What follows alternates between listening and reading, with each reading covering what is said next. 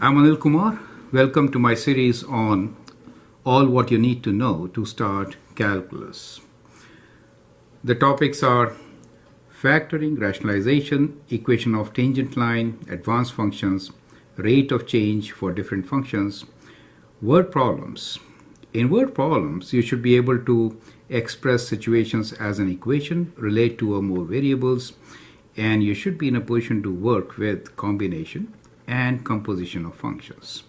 In this particular video, we are going to concentrate on rate of change for different functions. We'll take up examples relating to value of a car after 3 years, volume of a melting snowball when its radius is 10 centimeter, displacement of a moving object after 3 seconds. I'll also like to share with you a test paper so that you get an idea that after we do all this, what kind of test paper do we get? Now, this is not calculus test paper. This is based on rate of change, normally advanced functions, where you have similar questions. You can always copy these questions, try them out, right? So there are 3 questions on this particular side. And let me share other questions also. So here's another one. So this is a good test paper which has variety of questions based on rate of change. So rate of change of displacement, is velocity. Rate of change of velocity is acceleration. So question number 6 is about that. Then we have few communication questions. I'd like you to just pause the video, copy them out, and try to answer them. I will not discuss the complete test paper, but I intend to take few questions from this test paper to understand how to use rate of change when we are applying it to calculus specifically, right? So when we do functions, we may adopt different methods. However, in calculus, we specifically use difference quotient method. So I'll concentrate on difference quotient method, and I'll not really calculate values taking points as has been done in this particular test paper for a couple of questions, right? So let's begin with the concept first. So the concept is kind of simple. Rate of change is, as you know, kind of slope on the curve at a given point. Now, whenever we say slope at a given point, we don't really mean exactly at a given point. We are always considering 2 points. Now, those 2 points are very, very close to one another. So we refer them as slope at a given point. So to make it very clear here, let us say one of the points is here, the other one is there, right? Now, let me just draw a tangent first. A tangent line represents instantaneous rate of change. So this line which I have here will represent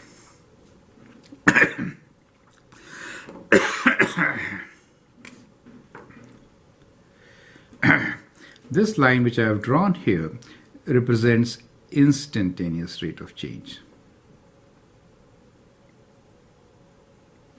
Let me write rate of change like this. And if I draw a line which is kind of like this, let us say, so this is called average rate of change. Now the only difference between the two is that we are considering 2 points.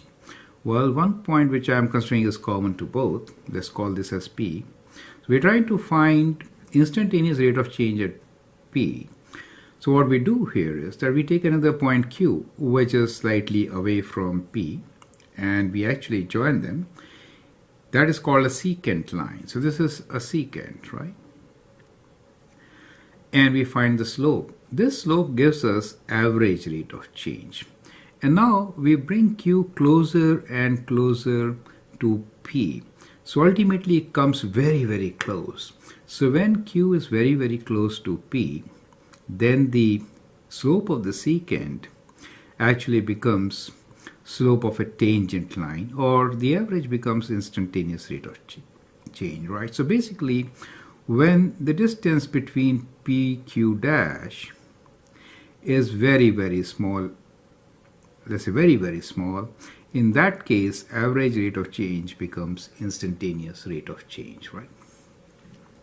So normally we say if the coordinates of P are x, y, then the coordinates of a point which is very, very close will be x plus h, so that is the x coordinate, and the y coordinates will be the, if you define it by a function, the value of the function at x plus h.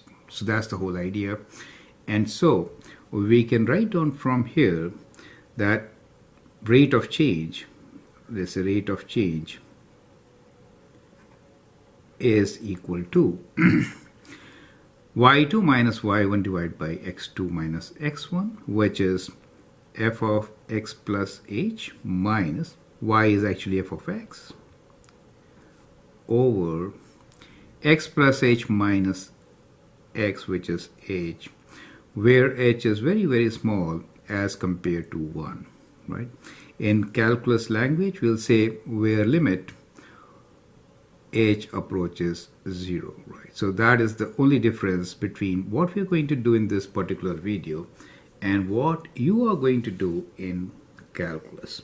So I hope the concept is clear. Now let's take up these questions one by one and solve them. You can pause the video, answer this question, and then look into my suggestions. So now let us solve this application question on rate of change. The question here is, a spherical snowball is shrinking. Find the rate of change of the volume with respect to the radius when the radius is 10 centimeter. Now when you note shrinking, then the answer should be negative, or you should write shrinking at this rate. Okay. Now let's know some formulas. Volume is 4 by 3 pi r cube for a sphere. So you can always use this formula to solve. So you can pause the video, answer, and then look into my solution. What you will notice that the rate of change for a spherical snowball or any sphere will be same as its surface area. So we'll find that the rate of change of volume is actually equals to the surface area, which is 4 pi r square.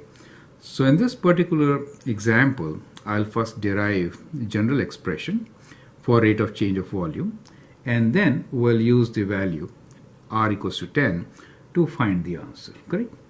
So volume as a function of radius can be written as 4 by 3 pi r cube. Now when we say rate of change, let me write down instantaneous rate of change. So we normally write instantaneous rate of change of volume will be, we'll take a value of r which is slightly more than r and take away the volume from it for the radius r and divide it by r plus h minus r, which is h, where h is very, very small as compared to 1. So in our case, volume is 4 by 3 pi r cube for the sphere. We'll replace r with r plus h. We get 4 by 3 pi r cube, r plus h cube minus volume is 4 by 3 pi r cube, and everything divided by h. So we can take these factors common and simplify. So we have 4 by 3 pi, which is common, divided by h. Let me write this h in denominator, and here we get r plus h whole cube. So I could write this as r cube plus 3r square h plus 3 rh square, that's the expansion of cube, right, plus h cube, minus we are left with r cube here. Now r cube and r cube will cancel. In rest of the terms you find h is common, right? So we could take this h common, so we get 4 by 3 pi over h times, we are taking h common, we're left with 3r square plus 3rh plus h square, correct? So we have taken one h common. Now we can cancel h and h. So you're left with 4 by 3 pi. Now you'll notice that these two terms are very small. They tend to be equal to 0. Almost. They approach 0 since h is very small, correct? So we could write this as approximately equal to 3r square. You get an idea. Approximately equals to 3r square. And at this stage, we can now cancel 3 to get our result, which is 4 pi r squared. You see that? 4 pi r squared. So that is, as you know, surface area.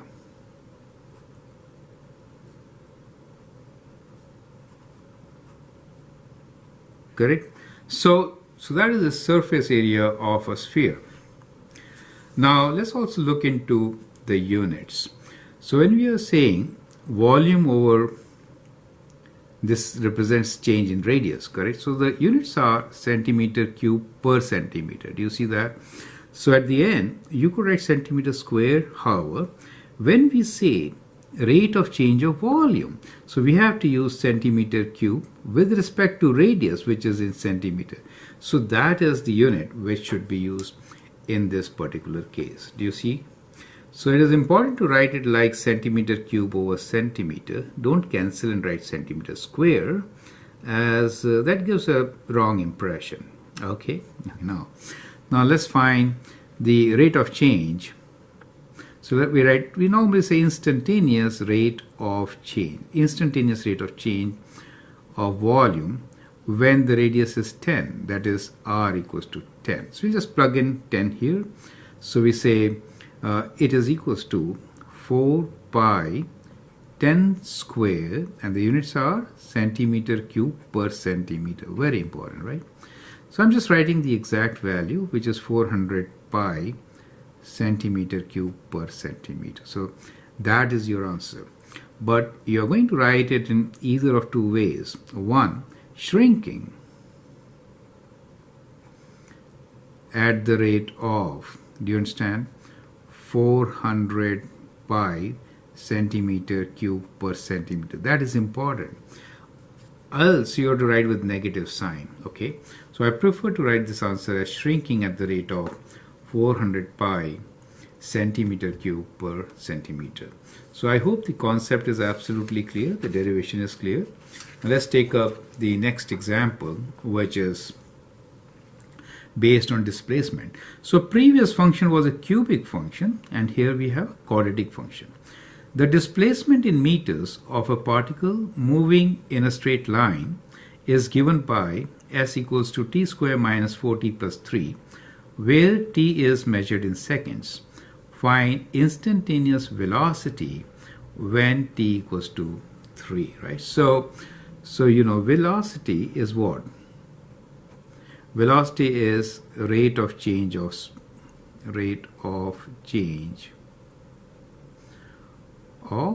displacement, right? So basically we have to find, and displacement is given as a function of time, so we have to find instantaneous rate of change of displacement when t equals to 3. Correct? That's what we need to find. So we'll adopt the method which we adopted last time. We say this is equals to the displacement at, we'll say 3 plus h this time. Take away displacement at 3 divided by 3 plus h minus 3. Or this could be written as, you need to replace t with 3 plus h. That's the whole idea, right? So there's not enough room, so let me write down h is very, very small as compared to 1 here. Units, as you understand, displacement is in meters, correct? And this is in time, correct? So it is meters per second, and meters per second is velocity. Does it make sense to you? Correct? So let's figure this out. So we can write now velocity, which is our instantaneous rate of change at t equals to 3, should be equal to, let's replace t with 3 plus h. So we get 3 plus h whole square minus 4 times 3 plus h plus 3 minus, substitute 3 here, which is 3 square minus 4 times 3 plus 3. Okay, and everything divided by h, where h is very, very small as compared to 1, and the units we're talking about is meters per second. Does make sense to you? Now, let us just expand all this. So we have 1 over h. Let me write 1 over h here. And within brackets, this is 3 square, which is 9, plus 6h plus h square. That's the first term. The second term is 12 minus 4h. Then we have plus 3. We just open this, which is 9 plus 12 minus 3. Is it okay? Divide by h, so I've written it here. So you'll find that these three terms will always cancel. Otherwise, there's something wrong. Okay, so these three terms, I didn't add them. I just cancelled them to show you they will always cancel, correct? So we have here 1 over h.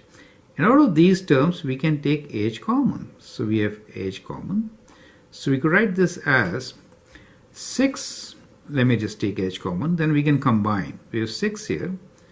H is taken out. Plus h. And then we have minus 4. Correct?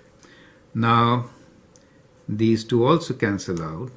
So we could write this as 6 minus 4 is 2. We can write this as 2 plus h. Is that okay?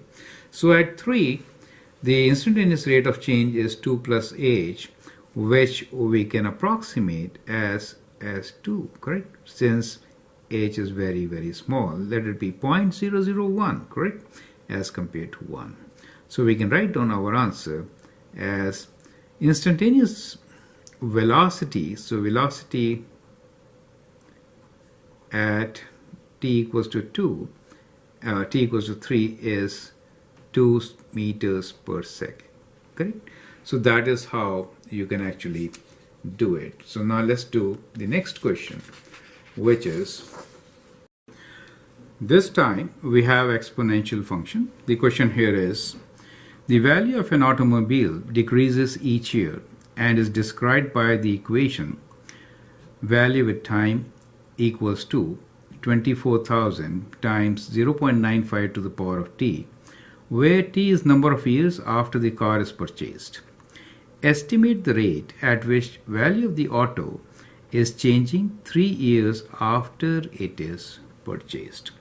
So we are given the value with respect to time as 24,000 and it depreciates with 95 to the power of t, means 15% is the rate at which it is depreciating, correct? So 1 minus 15% gives you 0.95.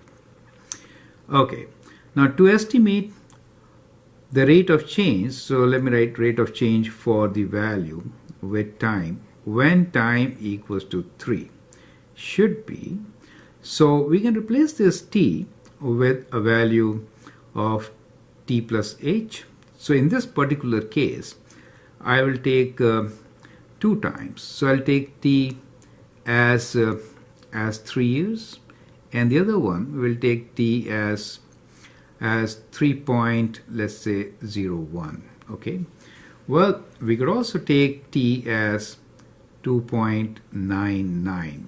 So we could do with both of these values. Is it okay? Or we could take just these two values and get an average value. So all can work fairly well for us. Is it okay? So you could adopt any of these methods. So these three methods, we call them preceding, following, and centered method. So in this particular case, since we are working at 3, it's kind of a, let's understand the situation here. The graph is kind of like this. Okay, so some value, 24,000, let's break this up. And it is it is kind of going down with time. So kind of like this, right? So something like this. So it's decreasing. So what we are trying to do here is that rate of change basically means something like this. Now the idea is, we are interested at a particular point. We can take 2 points on this side and average it out. So that is called the centered method. Since we are interested at 3, we'll take values at 3.01 and 2.99. We know it is going down, so we'll write it depreciating or with a negative sign. Does make sense to you? So we'll say that it is the value at, let's say 3.01, take away value at 2.99 divided by 3.01 minus 2.99. Correct?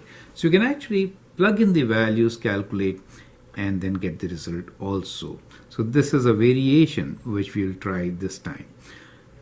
24,000 is common. So basically we are working with this exponent here. So let me take this as common. So 24,000 divided by this value, which is, as you know, 0.02. And within brackets, we have 0.95 to the power of 3.01, take away 0.95 to the power of 2.99. Correct? So let's use the calculator now. So let's calculate this value inside, which is 0.95 to the power of 3.001 minus 0.95 to the power of 2.99, right? So let's calculate this value. So it is a huge value. We'll multiply that value by 24,000, 24,123,000, and we'll divide by 0.02 to get our answer. So that gives us minus 1055.46. Correct? So that is how you can easily calculate. Now the value is given to us in dollars, I think, and time is in years. So I have not mentioned, but we'll say so many dollars. Okay, so we say value is in dollars. Okay, so the units are dollars per year. Negative sign indicates decreasing. So we can write our answer that after 3 years,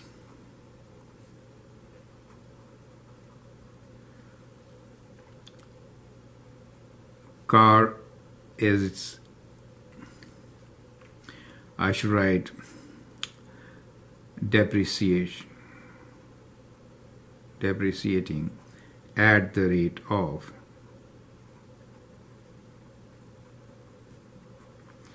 $10.55 per year. Does make sense, right? So approximately that much. So that is how we could do it. Negative means it is decreasing. So with that, we come to an end of this particular exercise working with rate of change. I think you learned few methods. You could also find rate of change with some values and with difference quotient, which we did. And it's a very important technique for you to apply in calculus. Feel free to make your suggestions, your views. You can always like and share my videos. That'll be great. Thank you and all the best.